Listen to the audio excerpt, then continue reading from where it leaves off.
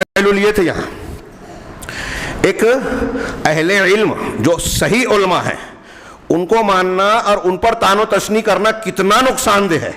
یہ ایک کتاب کے کچھ صفحات ہیں, میں صرف ہیڈنگ پڑھ پاؤں گا آج. ان کا کہ الاثار الخطیرہ المترتبہ علی الطعن فی علماء السنہ, یہ تحذیر و صفحہ الاحلام فی الطعن فی الائمۃ الاعلام کتاب میں سے ہے, عربی کی. اس میں عنوان ہے, ایک تیسری فصل ہے یہ, کہ علماء سنت, علماء حق جو ہیں ان پر طعن و تشنیع, ان کی بے عزتی کرنا, ان کو متہم کرنا, طعن و تشنیع کرنا, اس پر کیا کیا برے نتیجے برآمد ہوتے ہیں. ہر انہوں نے 10 سے زیادہ نقصانات بیان کیے ہیں اور ہر چیز کی دلیلیں قرآن, حدیث اور سلف کے اقوال نقل کیے ہیں. ظاہر سی بات ہے مجھ کو پیش کرنے کے لیے کئی ہفتہ درکار ہے, صرف یہ والا حصہ کہ آپ اگر اہل علم, میں صرف 2-3 باتیں ذکر کروں اور دلائل کا موقع نہیں ہے, آپ اگر علماء حق کی مخالفت کرتے ہیں, بے عزتی کرتے ہیں, غیبت چغلی کرتے ہیں, ان کی شان گھٹاتے ہیں, تو کیا کیا نقصانات ہیں اس سے. سب سے پہلے یہ کہ اللہ سے یہ جنگ کا اعلان ہے, من عاد لی ولیا فقد آذنتہ بالحرب.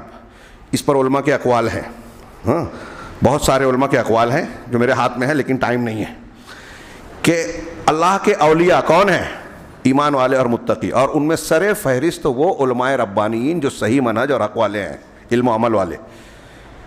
ان سے خطا ہوتی ہے اپنی جگہ, لیکن آپ ان سے دشمنی کر رہے ہو, آپ اللہ سے جنگ کا اعلان کر رہے ہو. یہ حدیث قدسی ہے بخاری کی. اللہ تعالیٰ نے کہا جو میرے کسی ولی کے دشمنی کرے میں نے اس سے جنگ کا اعلان کر دیا. اللہ سے جنگ کر کے جیتیں گے, ٹکیں گے. اسی طریقے سے شیخ نے یہ بتایا کہ یہ جاہلیت کے عمل میں سے ہے.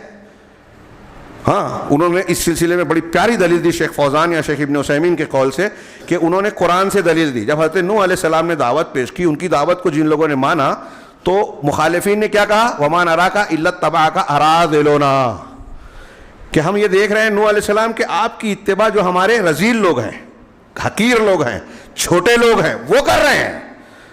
تو انہوں نے اس نقطہ بتایا کہ انبیاء کی پیروی کرنے والوں کو لوگ سماج میں حقیر و ذلیل بنانے کی کوشش کرتے ہیں, بیان کرتے ہیں. اب دیکھیے کہ ہمارے ہاں جو سنت والے علماء ہیں ان کی حالت کیا ہے. علماء ہوں, نیک صالح متقی پرہیزگار ہوں, لوگ ان کو حقیر دیکھتے ہیں اور حقیر بتانے کی کوشش کرتے ہیں. یہ خارجیت کا طریقہ ہے, حزبیت, اخوانیت یہی کر رہی ہے, غیر مسلموں کا طریقہ, نوح علیہ السلام کی قوم کے لوگوں کا طریقہ.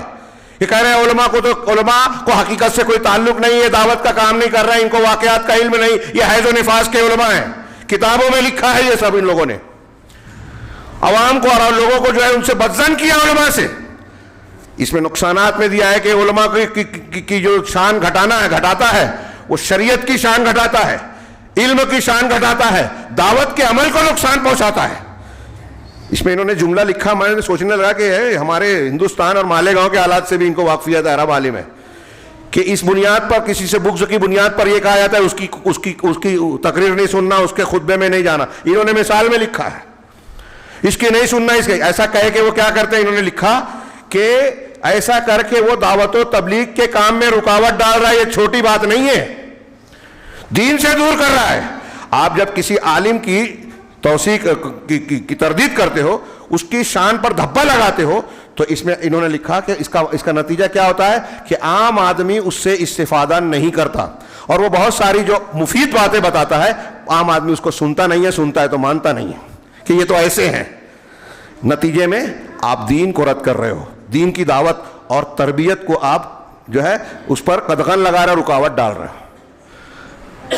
علماء کی مخالفت نبی کی وراثت, میراث نبوی کی تحقیر ہے, یہ انہوں نے بیان کیا. علماء کی مخالفت غیر مسلموں کی مددگاری ہے. آج ہمارے ہاں جو سلسلے, جو سازشیں غیر مسلموں کی کامیاب ہو رہی ہے, منکرین حدیث, صحابہ کو طعن و تشنیع کرنے والے, ان کے یہ اعلی کار جو مسلمانوں میں کام کر رہے ہیں, یہ اصحاب جبہ و دستار جو شرک کے سینٹرز چلا رہے ہیں.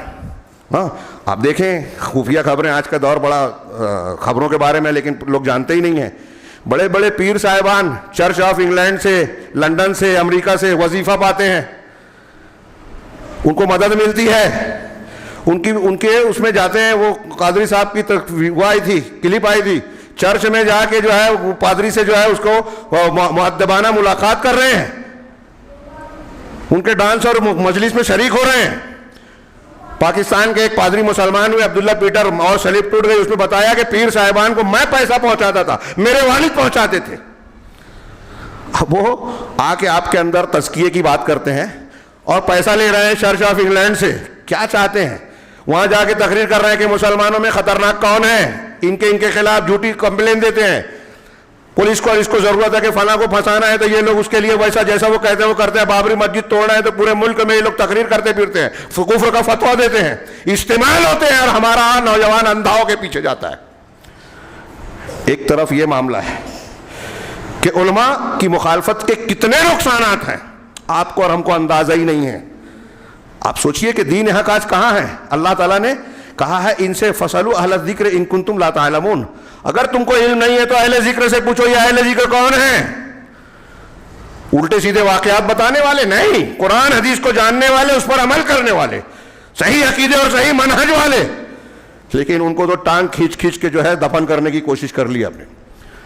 ایک عام آدمی، جاہل آدمی ان کی عزت نہیں کرتا، غنڈے کی جتنی عزت کرے گا ایک مولوی کی نہیں کرے گا۔ یہ آج ہمارا مزاج بنا ہوا ہے۔